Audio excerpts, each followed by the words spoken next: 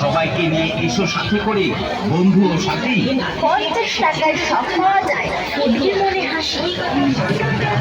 মাল পটালেন পটালেন না ভাই কে যাবো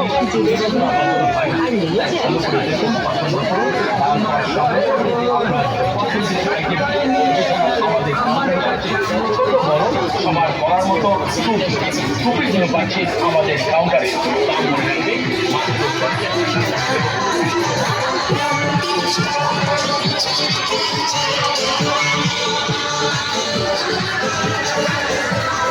বিশেষ করে মনে রাখবেন, আমাদের দোকানের ফেরত বা বদল হয় না।